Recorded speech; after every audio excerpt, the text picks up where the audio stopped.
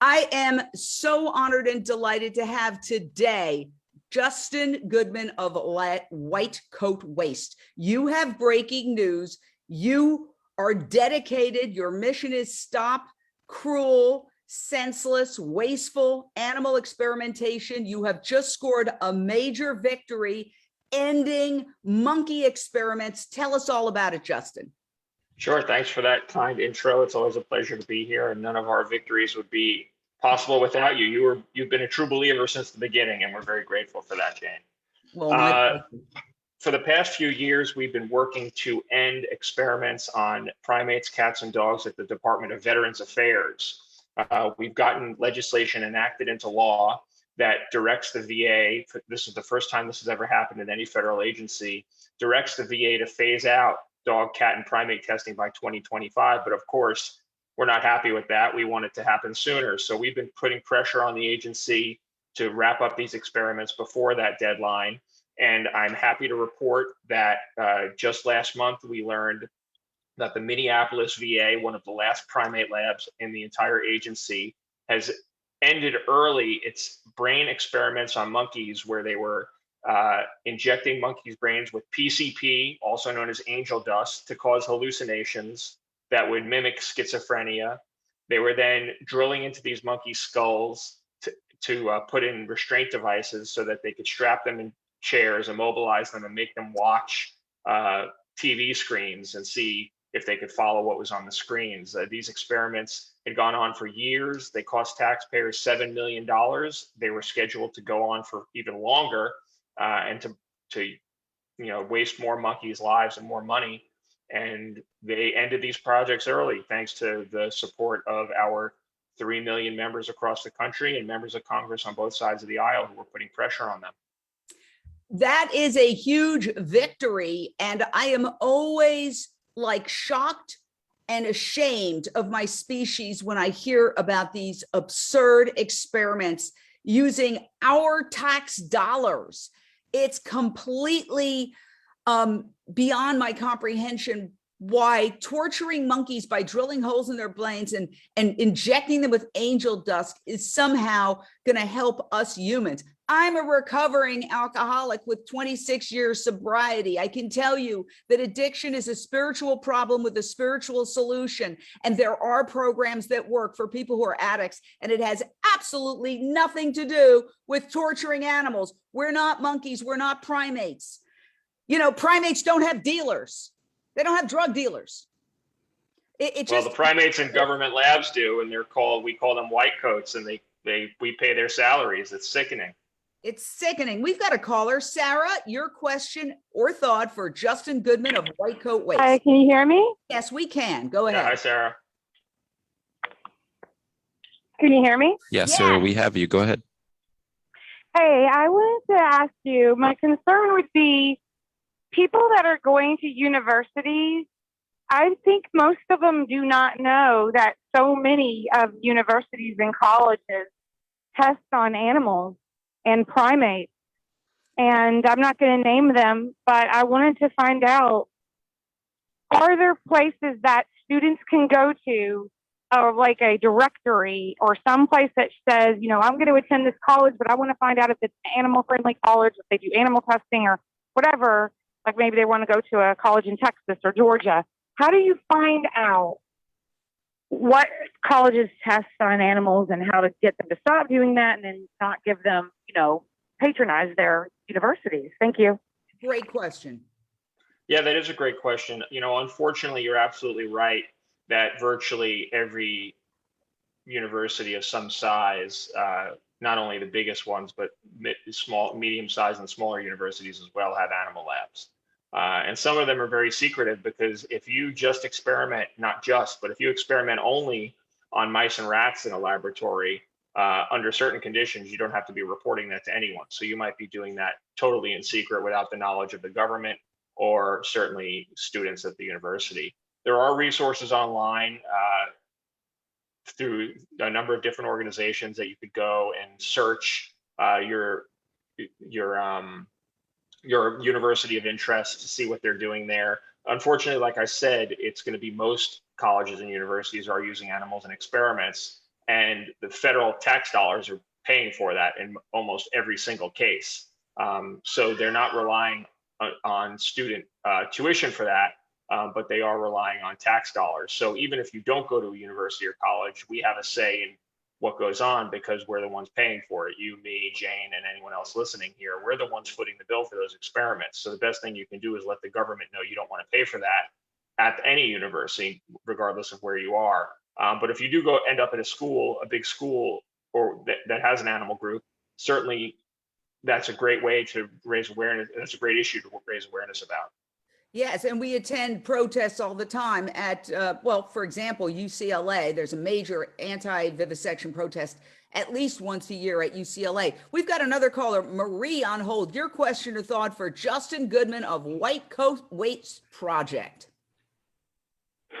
Thank you, Jane, and thank you, Justin, for taking my call. I just want to make a comment that I read the information and been listening, and I'm ecstatic that the European Parliament is taking steps to end animal testing for good, and all of the progress that you guys have made with White Coat Waste. And there's a petition, and I just want to ask everybody to please sign the petition and join me in sharing this out so that we can help push this forward. A lot of times these things happen, but it needs the momentum of the public to continue it forward and to get it done. So I'm just urging everyone to do that. I'm so excited. Thank you. Thank you, Marie.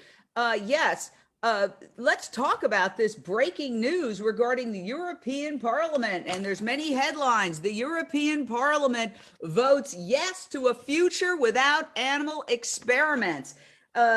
This is a PETA article, but there's dozens and dozens of articles about this. But I was also reading the articles written by the pro-vivisectors, and they were immediately strategizing about ways to basically stop this in its tracks. So give us the big picture. How big is this vote that just occurred by the European Parliament vis-a-vis animal experimentation, Justin? This is huge. This is the first acknowledgement by major nations that animal experimentation is wasteful and needs to be ended. I mean, certainly we haven't seen anything like that over here. So the European Parliament voted, it was a nearly unanimous vote, 660 something. I think the opposition was in single digits. So the overwhelming support in the European Parliament to endorse what this is they're saying we need a plan in place, a responsible plan in place to phase out all animal experiments. Now, the EU got rid of animal testing for cosmetics a long time ago. There's some controversy over that right now, but they did that a long time ago. Even the United States hasn't done that yet.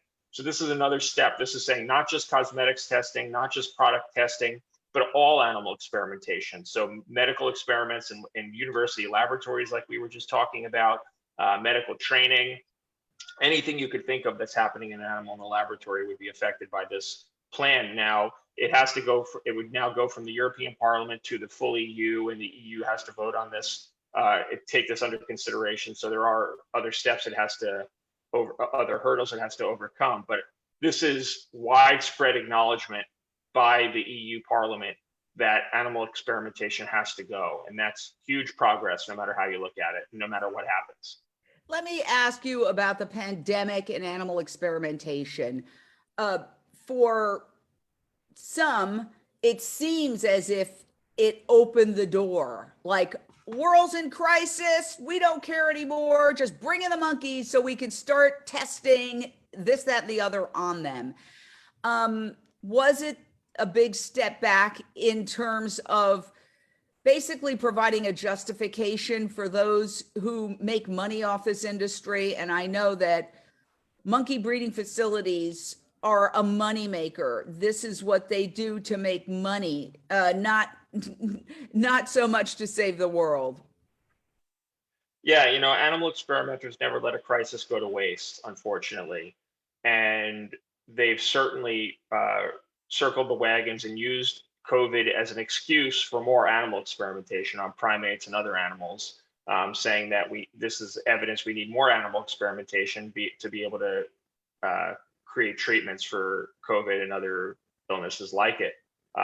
We know, of course, that that's going to be a big waste of time. Those experiments are doomed to fail. It's not going to get us where we need to go. But unfortunately, the government loves funding animal experimentation. So not only have they been using lots of primates in experiments and other animals, guinea pigs, primates, hamsters, ferrets, not only are they using rats and mice, not only are they using these animals, but they are looking to ramp it up as well, because one of their biggest tools is fear mongering. They're going to convince the public that if they don't torture animals, that we're not going to have cures for diseases, and that's simply not true. There's no evidence of that. There has been some silver lining, though, if we look at the COVID pandemic vis-a-vis animal experimentation, and that's that we were able to fast track some of these vaccines. The chief medical officer of Moderna, who I think many or most of the people, if they've gotten vaccinated and are listening, received the Moderna vaccine. The chief medical officer of Moderna said very early on, we don't think we need to be doing animal testing to get this into humans. So we were able to fast track some of these vaccines past animal experiments. Now, unfortunately, a lot of that animal testing happened then concurrently with the human trials. But that is proof that we can take drugs that were developed, we can take drugs and get them into human trials with some confidence that they're going to be safe and effective without undergoing the long and expensive and inaccurate process of animal testing for the FDA. So let me ask you, because when I was reading articles about the European Union voting on a plan to say yes to a future without animal experimentation, and I went on some of the websites that are pro-vivisection, the industry websites, they kept saying, well, there are caveats. When an alternative is developed that's effective, and of course we know that there are some experiments for which there are no alternatives that have been developed, who's monitoring all this and who is holding this accountable? Because when you read that, you get scared and think, oh, we don't want to get into a false sense of complacency. Oh yeah, great news, we don't have to worry about that anymore, when they're scrambling like crazy to make sure every single loophole will allow them to continue this barbaric and medieval industry. And I keep saying industry because that's what it is. I mean, it is a ginormous industry, the laboratory monkey breeding facilities, the grants that these people get. It's easier, correct me if I'm wrong, to set up a science project where all you have to show is, well, 50% of the animals died. You know, it doesn't require that much imagination. So it's an easy fallback for a lot of these experimenters who basically they live off the grant money. That's their bread and butter, so to speak. So yeah, maybe you could just get a little bit into the weeds on what is going on behind the scenes of pronouncements like this. Yeah, unfortunately, the animal experimentation industry, and I think what you say is exactly right. It's an industry. It's a money-making industry. It's profit-driven. The U.S. government alone spends over $20 billion, billion with a B, $20 billion a year in our tax dollars on animal experimentation. And that money goes to colleges and universities who take a chunk off the top just for overhead. So colleges and universities profit significantly off animal experimentation. That's why they like it so much. They don't care about the animal testing part of it. They care that they get to take 25% off the top of these grants just for infrastructure. Then you have the people who breed the animals, the people who transport the animals, the companies that make the bedding for the animals, the companies that make the food, then the cages. It's big business. And they look for any excuse possible not to stop. And that's why when we get into these areas when there's caveats like only when an alternative is available, there's things that there don't need to be alternatives for. We don't need an alternative to running dogs on treadmills till they have heart attacks. I mean, there's no alternative for that, and we don't need it. And the list goes on and on. A lot of animal experimentation is just stupid and wasteful and can just stop without having to have some replacement for it. So we do get into a sticky territory when it's, well, okay, well, we're going to end animal experimentation, but only when an alternative is available. It's not like a veggie burger where you can have a one-to-one replacement. You have a hamburger and then you have a Beyond Burger. Science is more complicated than that. And unfortunately, the opposition takes advantage of that and will convince you that if there's not an alternative available, they have to keep torturing animals, which isn't the case. Of course, the irony when it comes to the pandemic is that it's our toxic relationship with animals in the wild that brought the pandemic on. Now, of course, there were many different theories about exactly how it started, but the overwhelming likelihood is that it started in a wet market, that it first cropped up there because that's similar to what happened with SARS in the early 2000s, and that it started with bats and somehow went to like pangolins and then ended up in this one of these slaughter markets where there's blood, feces, guts, and it's just horrific. And so that's killing animals. But even if you believe the lab theory, what were they doing in that lab? They were taking bats from the wild and they were experimenting on them. So either or, it comes down to animal abuse. Do you see a tragic irony in, let's say the lab theory is true? Just it's always like, we'll never know. Of course, I believe it is. I believe it is true. You do believe it is true. That's interesting. And polls by Politico and The Hill that were done in the last month show that a majority of Americans believe that the lab leak is the reason why we have COVID. So that would be that there is a strain that emanated from there, but the original source would be the bats, because I was watching the experimenters talk, and they talked about going into the wild and taking bats, ironically, to experiment on them to understand pandemics, and if so, they created one in the process. Yeah, lab leaks are very common.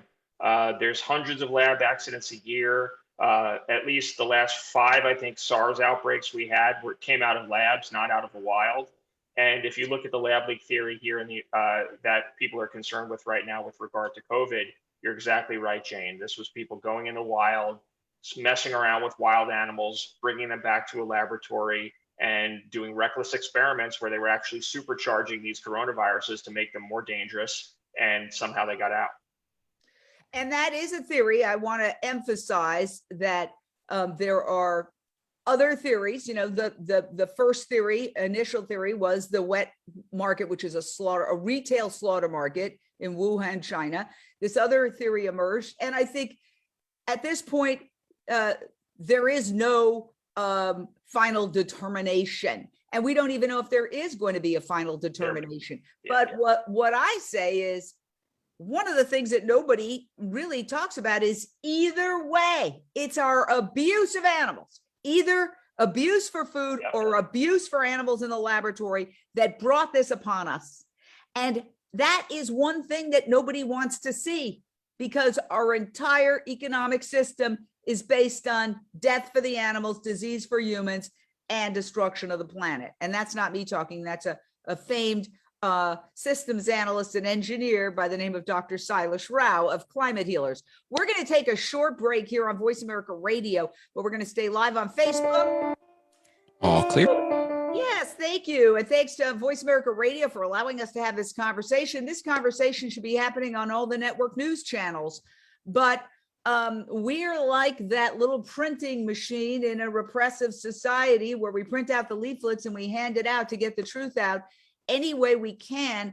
Animal experimentation is a lose proposition. And we have to evolve beyond it, just like we have to evolve beyond the consumption of animals.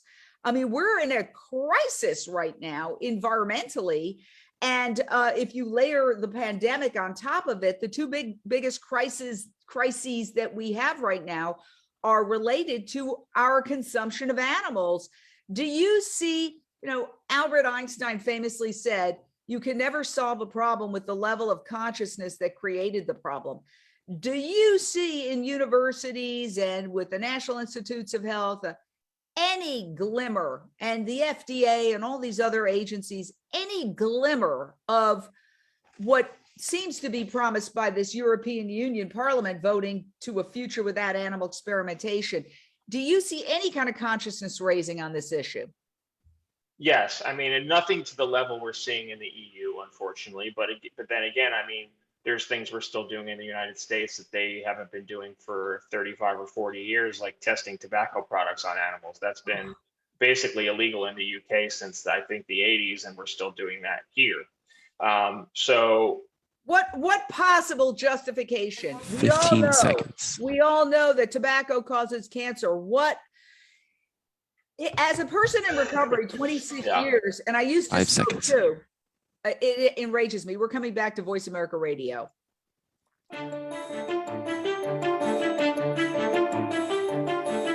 You are listening to Jane Unchained. To reach the show today, call in to 1-866-472-5795. That's 1-866-472-5795. You may also send an email in to janeunchainednews@gmail.com. Now back to the show. We are here with the amazing Justin Goodman. He is one of the most effective advocates to end animal experimentation in the United States, in the world, working with White Coat Waste, which is a nonprofit. Also, you have a 501c4 arm, which is a more political arm. You go into the halls of Congress and you try to talk to people about why spending billions of dollars, killing millions of animals is really counterproductive. What's the reception on Capitol Hill? Because one of the things that I was very, very pleased to see is that you often get bipartisan support in an era where nobody can agree on anything on either side of the aisle. You have bipartisan support, according to your Instagram page, for some of your initiatives. we have bipartisan support for all of our initiatives. Taxpayer-funded animal experimentation is something that everyone should care about, whether they care about animal welfare or government waste or both. So we really have something for everyone, and it's a nonpartisan issue. It shouldn't be a politicized issue, and we're trying to make sure that it remains that way. So we work with members of Congress on both sides of the aisle. We don't have a litmus test. We're not concerned what their positions are on other issues. We're concerned with what they think about taxpayer-funded animal experimentation. And thankfully, a lot of them, if not most of them, are unhappy with the way the government is spending its money when it comes to animal experimentation, are willing to sign on to pieces of legislation, advance funding bills that restrict animal experimentation, and in some cases, cut off funding. I mean, we're working right now, we were just talking about the lab leak theory, we're working to cut off, the NIH funded those experiments. Jane, I mean, you didn't mention that. The US tax dollars paid for those experiments in Wuhan that may have caused the pandemic. So we're trying to make sure that never happens again. And we have bipartisan support for that too. It's very interesting, and it's sort of a vortex if you get into that whole subject. Obviously, there's been very dramatic hearings regarding that, but what you're saying is it is a fact that US government dollars went to the Wuhan lab, and the Wuhan lab is something that is being investigated as either suspect number one or suspect number two in creating the pandemic that we are experiencing right now. And so look, one of the things that I think is so effective, we're talking to Justin Goodman of White Coat Waste Project. They have a huge victory. They just got the Veterans Administration to end horrifically cruel, barbaric, medieval, and useless experiments on monkeys, drilling holes into their brains, giving them PCP, which is angel dust, to study schizophrenia, when there are so many people who are experiencing schizophrenia who could tell you a little bit about it, and you could talk to them. Okay, you could work with them. And when it comes to any kind of addictive behavior, first of all, I don't even get the angel dust schizophrenia connection. Maybe angel dust causes schizophrenia, so they try to give them angel dust to cause them to have schizophrenia, to see what? To see if they can make choices on a screen afterwards. These are, if you put this in a movie, people would say this is too crazy. And yet these scientists are coming up with these experiments, and because they're scientists, they they get away with it because people don't look at the fine print. And some people who really want to end, genuinely want to end terrible things like diseases and mental illness, end up giving money to fund these things because they don't look at the fine print. Before you give money to any organization, look at the fine print and ask them, are you experimenting on animals? Because if so, you are throwing your money away. And I'll give you, this is how defensive they are. I will leave the name out of it. But many years ago, when I was a local news anchor, I was asked to host a walk for this cause, a nonprofit raising money, very big name, to stop a particular disease. Okay. And I said, well, yeah, I'd love to have lunch with you and just chat about it. But yes, I'd love to be the leader of this march. So during the lunch, I said, I'm just curious, like, we're raising funds. What is the fund? What do the funds go for? And then I asked a follow-up question. I said, do you do animal experimentation? By the time I got back to the office, I was disinvited from leading the walk. They didn't want me to lead the walk because I asked a couple of questions. That was 20 some years ago. And I'll never forget it. I was like, wow, if you even ask a question, do you do animal experimentation? Hasta la vista, buddy. We want nothing to do with you. Because they're so defensive. Because even these organizations sometimes become money-making machines, and people get, there's tremendous overhead and there's huge salaries. So be careful before you give your money. Ask questions. And if they don't want to provide the answers, that's a tip-off. So let me ask you, the Power of Freedom of Information Act request. White coat waste is amazing because you find a horrific experiment like you did at this VA hospital where they were drilling holes into monkeys' brains, depriving them of water, injecting them with angel dust. Tell us the process by which you got the information and how you're continuing to do this to stop other experiments. And by the way, in the intro to this video, if you're either watching it or listening to it on Voice America Radio, there is a petition that you can sign to stop all similar experiments at the Veterans Administration. Continue on, Justin. So our model is, we call it FED, not only because we work on federal policy, but we use that as an acronym for find, expose, and defund. So we have a team of researchers who's looking through government databases, looking for grants that have certain keywords in them, like primate, like addiction, canine. They like to use words, they don't like to say dog, so they'll say canine or Canis familiaris. They'll use the genus species name. So we're looking for grants like those. And then we submit Freedom of Information Act requests. Now, as American citizens, we all have a right to know how our government is spending our money. And there's a process by which, it's called the Freedom of Information Act. We call it FOIA for short. There's a process by which you can write any federal agency in the entire government and ask them for documents related to a particular program, whatever it is. It doesn't have to be animal experimentation, but for these purposes it is. So we ask for things like veterinary records for animals. We ask for purchase orders for animals to see how much these agencies are spending to buy these animals in the first place. We ask for grant applications. We ask for videos and photos. And sometimes these people doing these experiments, not only are they torturing animals, but they're videotaping it. And we've been, lucky is not the word, but fortunate for the animals that we'd be able to expose some of what's happening to them in laboratories with the videos that the experimenters themselves took. We did that a few years ago at the Food and Drug Administration, was using monkeys in nicotine addiction experiments where they were, basically they had these jackets strapped on them that would infuse infuse nicotine every time they pressed a lever.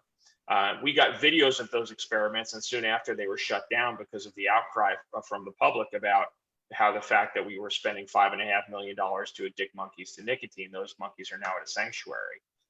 So this is, wow, that's such a huge victory. And, we're dealing with staggering numbers of animals being used, but I want to ask you an emotional question. When you have that kind of victory and, I don't know how many monkeys were saved when you expose that horror and that nonsense, but what runs through you and what powers you? Because I can't imagine a more difficult job no matter how many animals you save, there's a line of millions of animals right behind them that are being tortured as we speak. How do you keep going? How do you get up every day? Do you experience burnout? Do you, because you are dealing with the worst in human nature. These are, my opinion, sociopaths. I think they need to do psychological testing of anybody who wants to go and be an animal experimenter. I think it attracts sociopaths in white coats who enjoy sadists, who enjoy inflicting pain. There's no other explanation for it. Coming up with these crazy experiments that don't accomplish a damn thing year after year, decade after decade, doing the same thing. And so I think you have to be mentally disturbed to participate in it. One of the ways that you find a lot of these experiments are whistleblowers, people who are there for a summer job cleaning cages, and they look and they go, this is evil. I'm looking at evil, and they blow the whistle. But how do you do it, Justin? So I've been doing this for 15 years, and at times it's more difficult than others. I'm not going to sit here and say that it's always easy and that you can just compartmentalize things, because sometimes it's not. I've had, until recently, we had 2 dogs and 2 cats over the past few years. They just, from old age, they've passed on. But I always think about, if this was happening to them, what would I be doing? I wouldn't be sitting around doing nothing. I'd be doing everything in my power to stop them from being tortured and abused. And that's how I look at this. I mean, the animals in the labs are no different than the animals we share our lives with, share our homes with, share everything with. And they deserve to have people fighting for them to stop this abuse. So yeah, certainly it's hard. And I think part of it is being practical and realistic about what we can change. I mean, it's overwhelming. If you think about 100 million animals in labs, that's staggering. That's an overwhelming number. That's what we're talking about in the United States. It's probably about 100 million animals in labs. You can't even picture what 100 million animals is. None of us can. But I think if we look at this strategically and we say, well, if we take down this lab at this agency, it's going to have an impact, and it's going to trickle down to these other agencies. That's how you have to pick your battles. So I think it's about being strategic, picking fights you can win, and making progress, and then building on that progress. Because I've certainly worked on campaigns before. I think everyone's worked on campaigns before where they feel like they're going on forever and you're not getting anywhere. But for every campaign like that, there's another one that you can choose that you're going to be able to make progress on. You're going to be able to build on that momentum. And I think success begets success. And that's how we operate at White Coat Waste. We win a fight, and then we try to use that momentum to win the next one. But sometimes it's hard. Watching these videos is hard, no matter how many times you've seen something horrible. Like I've seen in labs hundreds of times, mice being decapitated, or monkeys who have had, implants on their heads, or dogs being tortured. It's always horrible. It's always difficult. But knowing that you can do something about it, and you have the tools and the resources available to actually make a change, that certainly makes it easier to bear. So what are some of I know people literally, people can't hear this, they can't watch it. So that's another challenge you have. It's like, it's so difficult to look at these images. I just posted one just announcing that we were going to talk to you, and just looking at the monkey in this cage with it's just like, it takes you down. It just makes you feel like, what is wrong with humanity? It just makes you question everything. Like, what is wrong with humanity? I mean, that I think all this is going to go in a torture museum one day. Like, you go to Europe and you see medieval torture museums, and you walk around and you say, oh my God, humans did that. They put people on a rack and they stretched them out till they snapped. How is that possible? Well, look what they're doing today to primates who are our cousins, who share most of our DNA.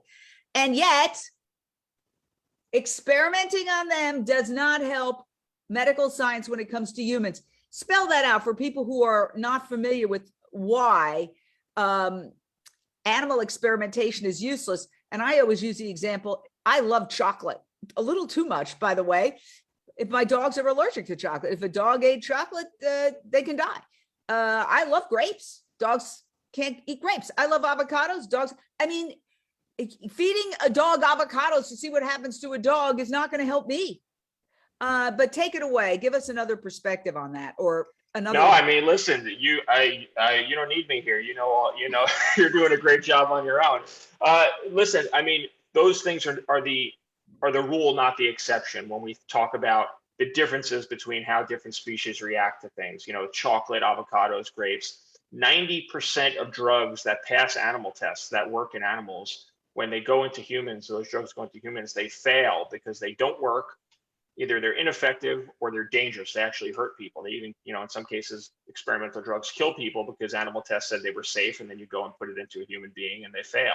90% of those, that's 90% of the time, that's what happens. And so wait, let me just say this. That would, to me, say, stop animal experimentation. Okay? Like 90% of the time, it doesn't work. It doesn't apply. Anything else, if you said 90% of the time, if I got in my car and 90% of the time it did not drive, I would get a new car. What possible justification are people using at the National Institutes of Health and the CDC and the FDA and everywhere else that they're torturing animals in the VA? Why isn't that enough? It's institutional inertia, Jane. It's what they've always done. It's what they're comfortable doing. And it's hard to break that cycle of abuse and waste, because that's, it's unfortunately it's just been going on for so long. So what I think, the movement has done a great job of doing is showing that there's other ways to do not only how wasteful this is, but that there's other ways to do science that's going to get us to where we need to go even faster or more efficiently. And, an example of that are these organs on a chip that have been developed. These are things that are the size of your thumb, fully functioning miniature human organs that they build out of ethically sourced cells and tissues, and they can model diseases and test drugs in there. And when they compare the results of those organs on a chip to results from dogs, mice, monkeys, and other animals, they see that these little organs on a chip are more effective at predicting what happens to people than animal testing. And it's obviously cheaper. It's cheaper, it's faster. Expensive. No ethical issues. Every time I go to the vet, I get out there, it's a mortgage when I leave, and this is so much cheaper. So it's hard. It's frustrating. I can see it in your face. And this is what I wake up every day to. It's frustrating when all the facts are out there and you feel like people are not listening. But that's why we work with Congress, because Congress can make agencies listen. They can, use a little bit of the force they have, the influence they have, and say, we don't care that you don't want to do this. You're going to do this. And that's what we've seen at the VA. The VA is now saying it is fully committed to ending the use of dogs, cats, and primates in experiments by 2025. I mean, they didn't want to do that. Congress made them do it, and now they've adapted and evolved, and they've taken it on as a project to meet that deadline. So it can happen. It can happen. It's just we need to find the political will in Congress to make it happen. So we're going to take another short break on Voice America Radio. We always appreciate Voice America Radio, Andrew, and our executive producer, Tacey Trump, for allowing us to have this conversation. Be back. All clear? Yeah. So I sense that you're pretty hopeful that, in other words, I think it's so interesting when something collapses, it happens very quickly. But until that collapse, like the fall of the Berlin Wall or a dam breaking, it seems like insurmountable. Or as Nelson Mandela said, it always seems impossible until it's done. Right now, we're facing, when I listen to the radio going around from here to there, I hear the debt ceiling. Oh my gosh, we've got to make sure we can pay I'm talking about the US government. Okay, pay our debts and our interest payments. We are obviously living in a time where there's got to be a look at where we're spending our money. We need infrastructure. We're the only developed nation that, my gosh, you go from New York to Washington on a Amtrak. It's like being in the Wild West when there's high-speed rails all over the world. I mean, can't members of Congress go, this is really stupid, drilling holes into monkeys' brains, whether you care about animals or not, to give them PCP to see what they do, to possibly learn over the course of a decade of torturing these animals something about schizophrenia. 25 seconds. Why don't we build a bridge? Why don't we do a high-speed rail? Why don't we, create so much of the infrastructure, the potholes that I'm looking at out here on 10 the seconds. street? How about that? Dumb use of taxpayer dollars. Well, We'll get the answer on the other side. You are listening to Jane Unchained. To reach the show today, call in to 1-866-472-5795. That's 1-866-472-5795. You may also send an email in to janeunchainednews@gmail.com. Now back to the show. We are here with Justin Goodman of White Coat Waste, the White Coat Waste Project. They have achieved a huge victory, ending horrifically cruel and horrifically stupid experiments on monkeys, where the Veterans Administration was drilling holes into monkeys' brains, injecting them with angel dust to see whether this might give them some thoughts about schizophrenia. If you made that up and you put it in a movie, people would say that's ridiculous. You got to rewrite the script. Nobody would believe that. But that's what our tax dollars are forced to subsidize, so that faux scientists can live in McMansions, okay, and can drive around in their fancy cars. It's follow the money always. And, I went to NYU, and every so often they will call me about getting involved in this, that, and the other. And I always say, I will never be involved until you end animal experimentation. Click. People who have money, who are alumni, can say, I'm not going to give any kind of a grant to the university or any kind of funding unless you stop animal experimentation. We need to rise up, because there's usually a small cluster of powerful people in these institutions that are basically steering the ship, and they're the ones making money off it, and they're the ones who don't want to change. And so what are your strategies for dealing with universities? We don't bother dealing with universities directly because, there's a practical reason why. It's because by the time the money's already gotten there from the government, the checks are cashed. It's too late. Got it. We try to cut off the money before it gets there in the first place. Colleges and universities are getting billions of dollars a year for animal experimentation from the federal government. So we try to attack the problem at the root, which is the government spending that money in the first place. Now, one of the reasons why, you got to this right before the break, one of the reasons why it's so hard to stop some of this is there's a staggering lack of accountability and transparency, where not only Congress, but I think at even a lot of these universities, people don't know what the hell is going on. Students don't know, faculty don't know, administrators don't know. And what we found is there's an epidemic of secrecy, where federal law actually requires that if you get tax money for an experiment and you put out a press release or you write a blog post about it, you have to write that it was funded by the federal government and exactly how much money you spent. So anytime you're reading about some crazy animal experiment you saw in the news and you find the press release for that, it should tell you at the bottom that you paid for it and how much money you spent. But we have found that universally, colleges and universities, and we've specifically looked at Ivy League schools, none of them are complying with these rules. So it's very hard to determine that some of this stuff is funded by taxpayers. And it's hard for members of Congress to even determine where the funding is coming from when they see something. Isn't that a lawsuit? Isn't that a lawsuit right there? Well, unfortunately, there's no enforcement mechanism in this federal law.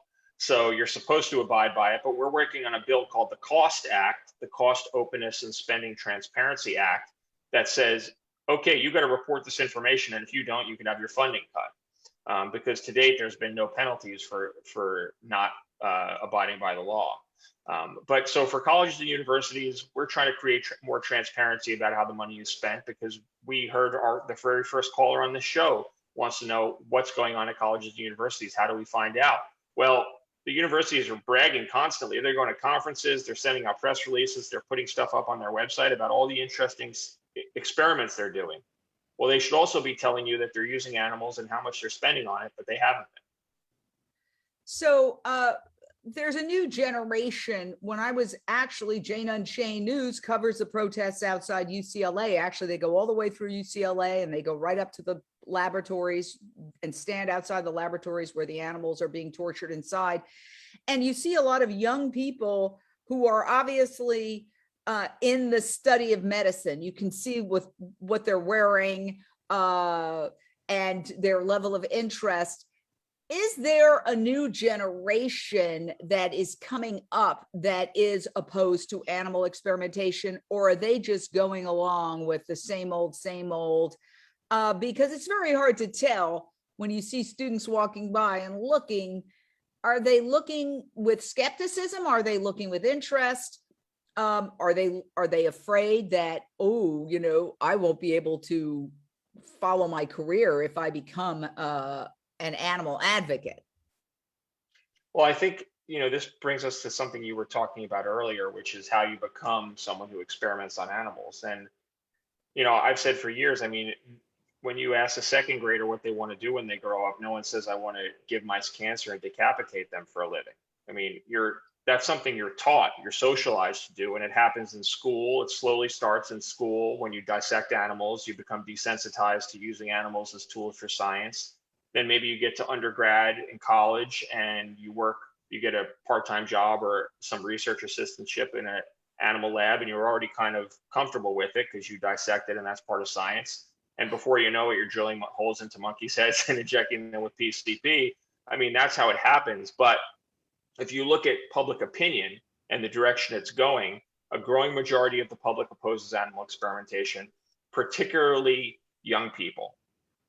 And we're seeing, you know, a younger generation of scientists who are saying no to animal experimentation and who really want to focus on developing and using modern research tools that don't involve animals, like things like organs on a chip that seem much more modern and just a more 21st century way of doing science rather than something that has been happening for 2,000 years ago. Animal experimentation started 2,000 years ago is when people really started doing it for science. So it's outdated, it's archaic, it's not serving our needs anymore. And young people who are able to think outside of that are saying, let's look for a more humane way to do this. So what is next on the horizon for White Coat Waste? And by the way, support White Coat Waste. It's an incredible organization. I also pitch into White Coat Waste because I think they're very strategic and they go right to the heart of the matter. It's one thing to beat your chest and march. Yes, that's all good. And I do it, but it's another thing to actually talk to members of Congress, as you do, and get them to support legislation to wipe this out and wake them up. Because my gosh, imagine if there was some kind of hearing. When we see scandal, when we see things going wrong, they hold hearings. Okay, there's a hearing. There should be a hearing into animal experimentation and all these ridiculous experiments. That's what I'd love to see. I'd love to see one of the members of Congress who are working with you say, you know what? Enough. This is like, there's too many of these crazy, bizarre experiments. We need a hearing, a congressional hearing, and we need to bring these people to the desk and televise it on C-SPAN and ask these experimenters, why are you doing X, Y, Z? What's your justification? How many years have you been doing it? You know, there was that famous experiment where they were scaring baby monkeys. And we got the video of that. Yeah. Tell us about that one. And again, that was Freedom of Information Act, right? Yeah, we used the Freedom of Information Act. We had to sue the government, actually, and we got videos of experimenters who had been doing this for over 30 years, scaring monkeys. They give monkeys brain damage to damage the part of their brain that processes fear. And then they would lock them in tiny cages, chained up by the neck, and then bring mechanical snakes and fake spiders into the laboratory and show them to the monkeys. The monkeys, like humans, are inherently scared of them, just to measure the fear responses of the monkeys. And these monkeys are cowering in their back of their cages, trying to escape. They can't because they're in this tiny cage. And experimenters are just, watching these monkeys freak out and doing nothing about it. And it's been going on at a cost of over $40 million to taxpayers over decades, hasn't done a single thing to improve human health, yet it's continued to get funded every year. It's still happening? I thought they ended that one. Well, there's another version of it that's still happening. Well, I would say that's a scandal. I mean, how could anybody justify that for 30 years doing that? And which agency is doing that? The NIH. The National Institutes of Health. And so you're members of Congress who like what your work and who understand that this is idiocy, this is medieval, this is barbaric, this is a scam. It's a scam, okay? That's making people wealthy. Why don't they, what can they do to stop that? I would think that would be like a headline. Well, it was last year. When we first exposed that, we worked with members, this is pre-COVID. We worked with members of Congress I'm trying to think of the exact month, but we worked with members of Congress who asked the NIH questions about this in a letter and followed up asking for a National Academy of Sciences review of this. And that process is ongoing to secure that review. But that's not exactly a congressional hearing, but it would be an objective review about why we're wasting money on this stuff. But ending the primate experiments at the Minneapolis VA, the only reason that happened is because we were able to rally members of Congress to take action and put pressure on the VA. So when you see these changes happening, yes, they're happening because, bad media coverage and all of that, but they're really happening because we have 3 million members who are making a lot of noise and contacting their members of Congress and letting them know, I want to see you do something about this. And fortunately, in a lot of cases, members of Congress are willing to do something about this. We're in touch with congressional offices every single day, talking to members of Congress, letting them know that their constituents want to see change. And I think, like anything else, the change is happening more slowly than we like, but things are moving in the right direction. So last question, because we only have a couple of minutes. Politics makes strange bedfellows. And you've said that you have bipartisan support for all of your initiatives. Here we talk about we're in a crisis. People are losing their homes. They, students are overwhelmed with debt. What about talking to some of the super progressives about just why is this money being spent when it could be spent to help people who are literally hungry, who are literally homeless? We have a homeless crisis. Like, you want to help people? Help people. Obviously, the homelessness has skyrocketed during the pandemic. We see it here in LA. We see it. It's all over. It's in LA, San Francisco, New York, everywhere. And those are people who clearly need help. Now, a small percentage of them may be schizophrenic, but I assure you that those primate experiments that have been going on for decades that you finally ended are not going to help those people. They need a roof over their head. They need therapy. They need, perhaps some of them need to be institutionalized if they're incapable of functioning and be medicated. But I would think that the progressives could make this an issue coming from a totally different point. I mean, not even arguing the nuances, just like these experiments are ridiculous. People are hungry, people are starving, people are homeless. Let's divert the money to that. I agree with you. They should. I should hire you as a lobbyist. The problem is with people who are super progressive is that they also trust scientists a lot. And these scientists abuse their authority and will tell you that people are going to die if they don't do this. And so you get into people who would otherwise be on your side or sometimes will fall under the spell of some of these people and say, well, these people, the NIH tell me they're saving lives, and who am I to say that they're not? So it becomes difficult. Have they, with the monkey torture that they did for schizophrenia, have they documented, have they proved a single life, named a single person whose life they saved? No, of course not. Of course not. So, I mean, there's your answer. Show us one person who has been saved by these experiments. Well, we're out of time. Justin, I could talk to you all day. You are my hero. And I just love your attitude. Relentless. You just keep going. The Energizer Bunny for animals. I'm just so blown away by you and Anthony Bellotti, your colleague, the founder of White Coat Waste, who started the whole thing because he got a job in a lab and was horrified. That's And right. so I urge everybody, sign the petition, support White Coat Waste. What's the website? whitecoatwaste.org and at whitecoatwaste on all social media platforms. All right. Thank you, Justin. We will talk soon. Carry on. Thank you, Jane. Thanks. All right. Bye. Bye. And let me